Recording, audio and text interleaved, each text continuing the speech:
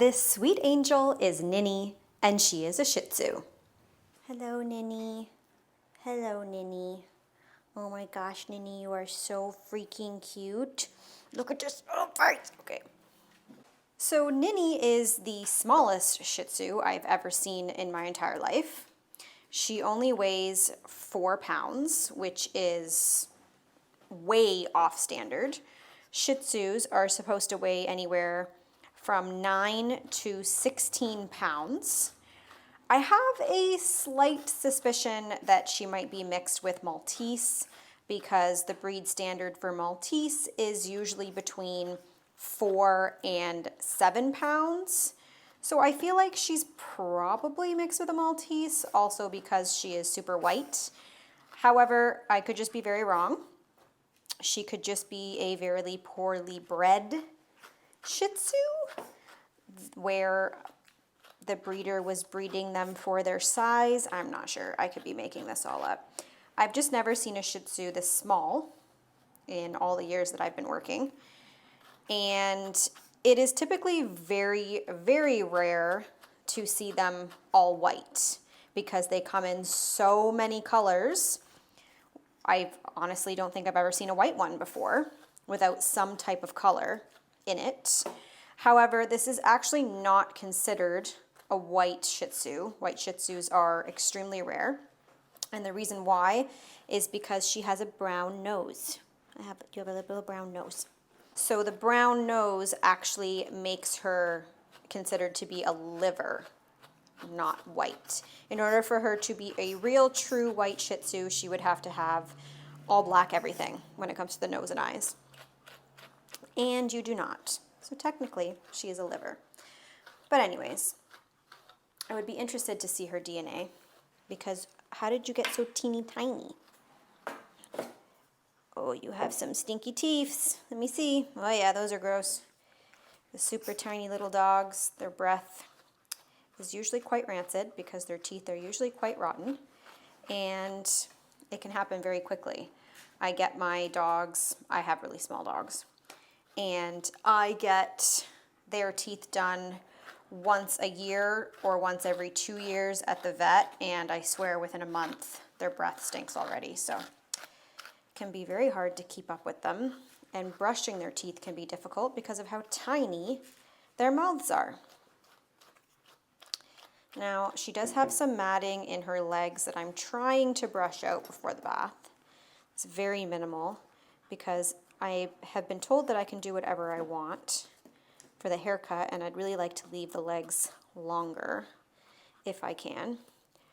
So I'm going to try to brush these out. There's only very little matting in the legs, and everywhere else on her is great. And it's only, oh, let me do that again. And it's only certain parts of her legs that are matted. I can probably shave out the majority of this matting on her legs and you won't even notice. So I will likely do that. Ninnie, you're so cute. You're so cute, Ninnie. The owner has only had her for about a year. I think that she adopted her. And she said she's never been happy with her haircut, so hopefully she'll be happy with the haircut today. Okay, it appears that she has some not so great knees. What a surprise. I don't know if I mentioned that she is also epileptic. I think I forgot to mention that. She is also epileptic, but she's on medication, so they say she should be totally fine. She doesn't typically have seizures anymore.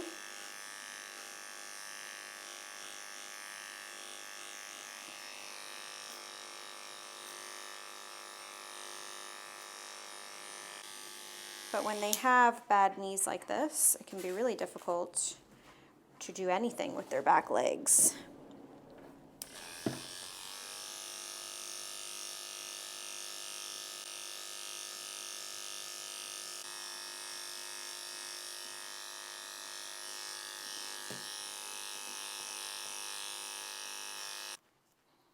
Are you a genetic disaster?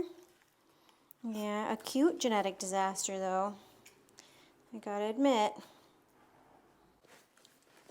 you're such a cute little dog. You're so cute. While we're talking about little genetic disasters, maybe I will give a little bit of insight on what to look for when you are looking for a breeder. First and foremost, you want to make sure that the breeder is supplying you with health testing of the parents. And health testing of the parents does not mean that they brought their dog to the vet and the vet said, yep, your dogs are healthy. And they thought, okay, perfect. Now I can breed. No, genetic health testing is a lot more than that. It's making sure that the dogs do not carry genes of genetic diseases that will be passed on to their offspring, checking their hips and their knees through x-ray, not just through physical examination. So health testing is really important. In addition to genetic health testing, are they allowing you to see the parents, to meet the parents? The father might not be there, but are they supplying you with photos of the father? Are they supplying you with the father's kennel name? Are they supplying you with the father's genetic health testing? Those are important. Also, a really big red flag is if you go to a breeder that breeds multiple different breeds of dogs or mix breeds their dogs together or also breeds cats. That's a huge red flag that they're not focusing on one breed and trying to make the healthiest versions of that breed. Instead, they are just breeding anything just for a profit. Another important thing to consider is, do they show their dogs? Have they proved their dogs in any way? That's not a main thing because some kennels don't show, but it's good to see if they do, because usually it means that they really want to prove their dogs, health, physical ability, temperament, all of that. If you were looking for even more tips, I talked about this on my podcast when I interviewed a breeder, 2 breeders, and there's a lot more detail there. You can watch that on Talk Your Tail Off, but those are just a few things to look out for. She wants to grow all of this out so it goes into a ponytail, but a lot of this does unfortunately need to be trimmed because there's a lot of gunk in it. Nope. Typically I would use clippers for this, but she is so tiny that even my small clippers I think are going to be really irritating for her and loud, and I don't know that she'll like it. No, no, no. You must stay.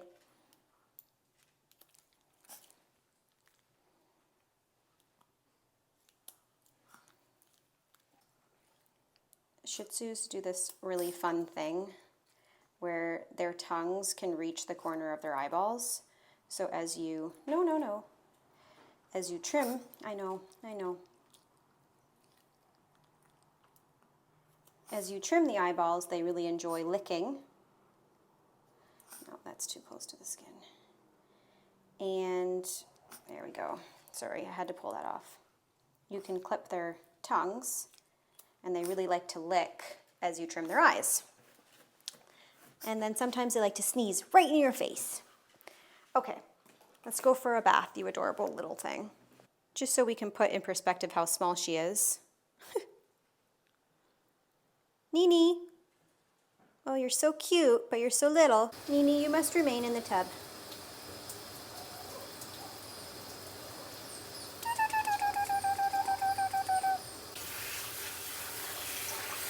Good girl.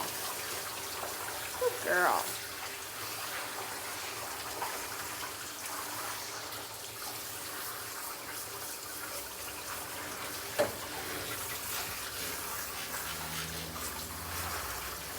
Good girl.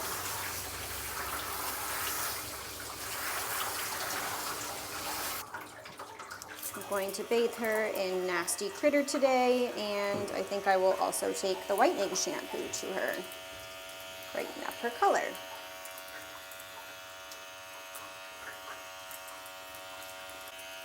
Ninnie is quite dirty, so I am going to bathe and rinse her first before I use the whitening shampoo. Sometimes I use the whitening shampoo over top of existing shampoo, but that is typically when a dog is not overly dirty. I will wash them, I'll rub them down in Nasty Critter or, de-shedding, and then I'll put the purple shampoo over top. But in this case, she's quite dirty. And then in other cases where I put the purple shampoo on the dog despite the fact that the dog is dirty, you know, I put both shampoos on at once. Sometimes that's just for a dog that's really stressed out about the bath and I just want the bath to be over quicker. The less time the dog is in there, the better. So sometimes I'll just do both things at once, even though it's not the best way to do it. It really just depends on the dog. See, you have lots of brown water coming off of you, so you need a good shampoo before we do the purple shampoo. Shih Tzus do not like having their face washed because their face is so smushed in, and they are one out of all of the dogs that desperately need their face washed because it gets so gross because it's so smushed in.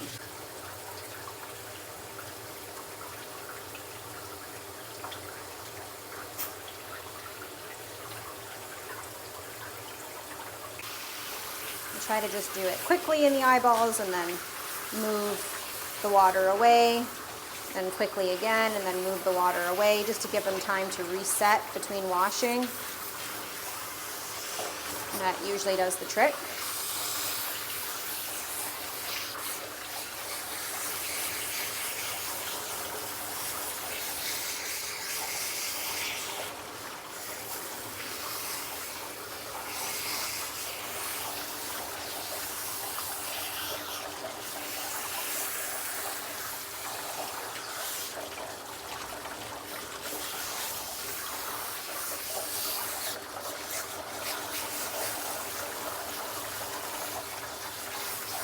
I'm not using the grooming loop around her neck for a couple of reasons. Reason number one, I can tell she's a very well-behaved dog and doesn't need it, so I'm just not even going to bother.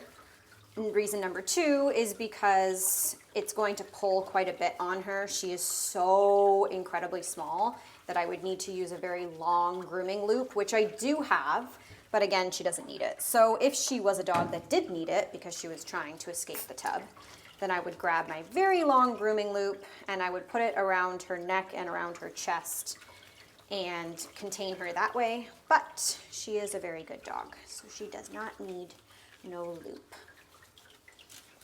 Do you want to give Melvin some pointers?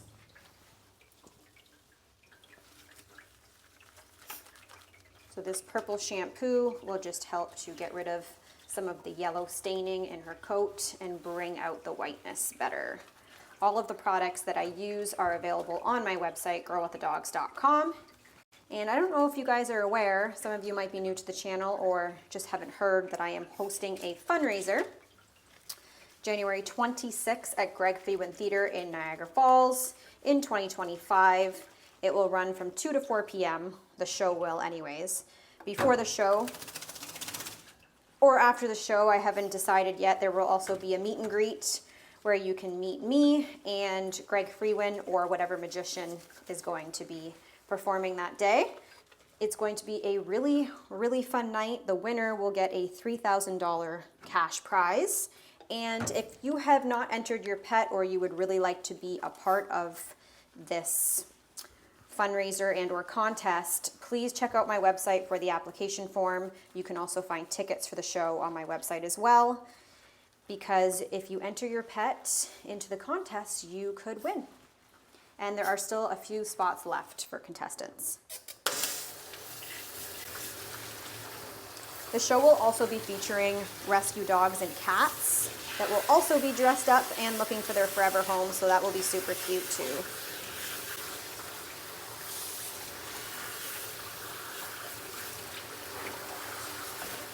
You look like a little dog that I would have. I'd say so.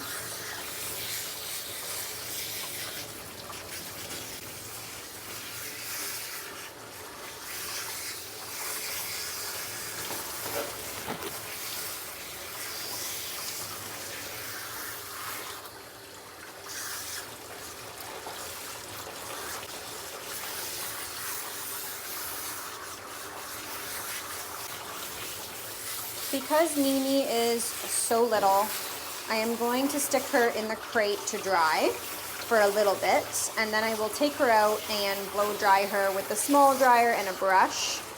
But if I start drying her with the small dryer and a brush first, it will take her a very long time to dry. So it would be better if she went in the crate first for a little bit.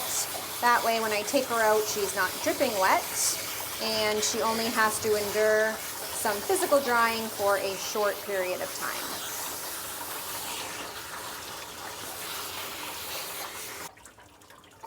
Why are you so cute? You have a little scab on your head. I'm going to assume that that could have been from wearing a ponytail, but I could also be wrong. She's like, whatever, just get it done.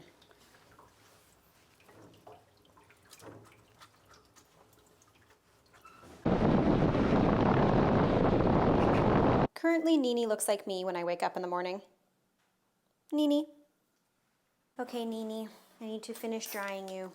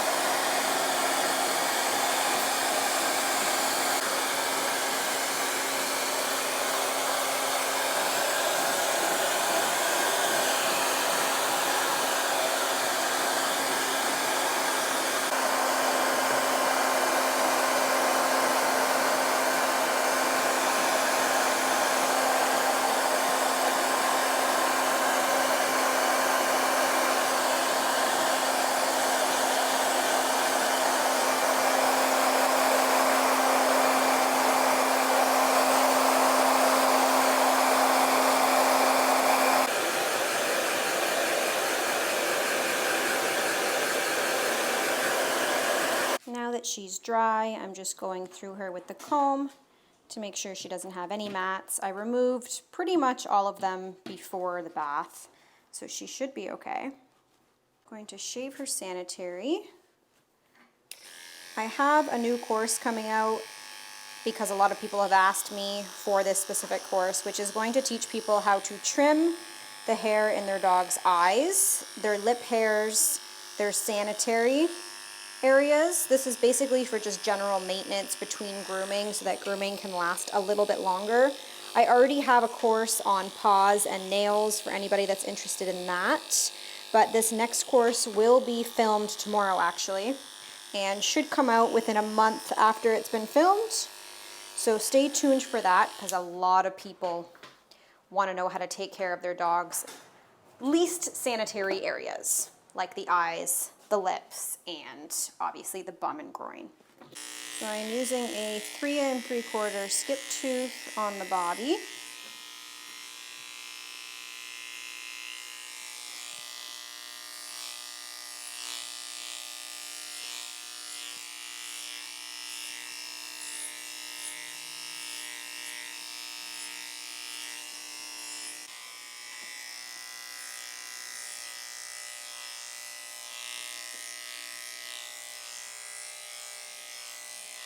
You're a very good girl, Ninnie.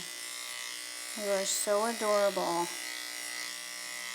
Maybe I will just keep you. You would fit right in with my little pack of gremlins. I shall tell them you ran away. I'm not sure how much running you do with those back knees, but they probably won't believe me.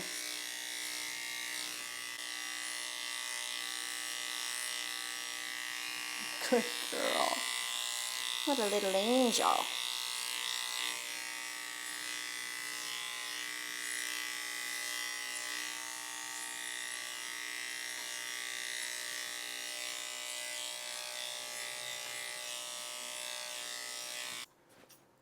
The front legs are going to be a tad bit choppy because in here I had to shave quite a bit of matting, but I don't want to take the legs too short like I did the body. They would look like little string legs, so until her hair grows out a little bit, she will have some missing chunks.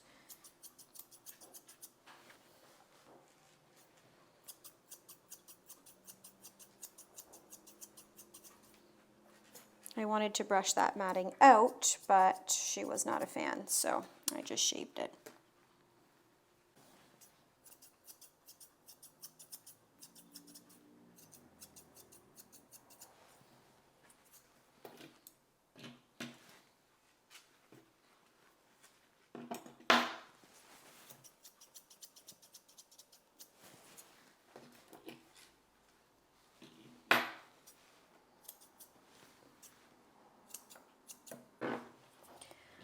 Okay, let's do your little nails.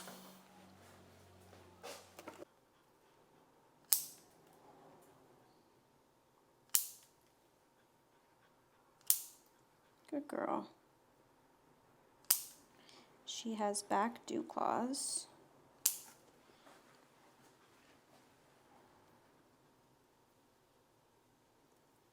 Okay, your front ones are basically non-existent. It's okay. You have little daggers.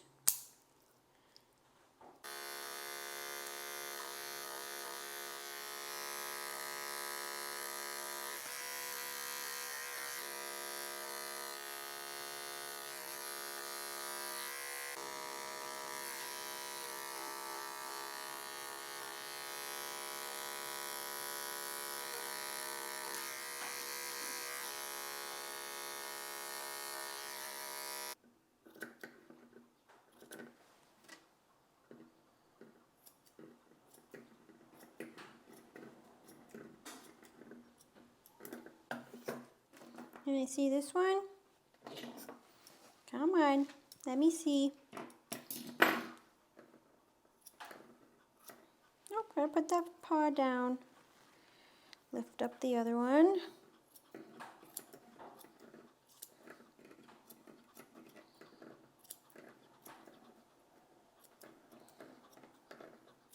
Okay, we're gonna do your face now.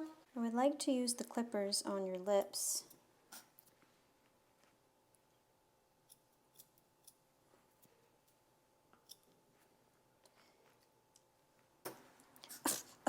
So these hairs here, even though they're long and in her face, the owners want to grow it out.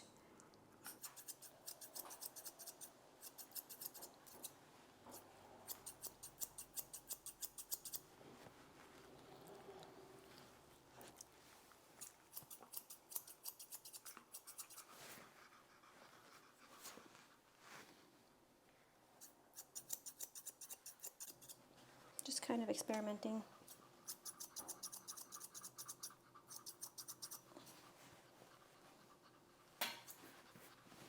Come here.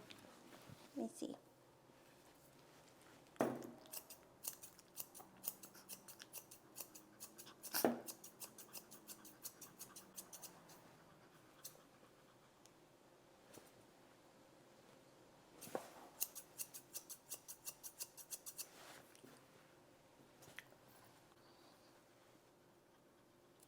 There we go. So I can see better. Okay. I think we're good. And the adorable Ninnie is all finished. Give her a spritz. I'm not going to take her outside just because it's very, very, very windy today, but I will let her down on the ground in the shop. If you liked this video, you can support the channel and more complimentary grooms just like Ninnie's by hitting that follow or subscribe button and sharing with all of your friends. Thank you all so much for watching, and I will see you again in a few days.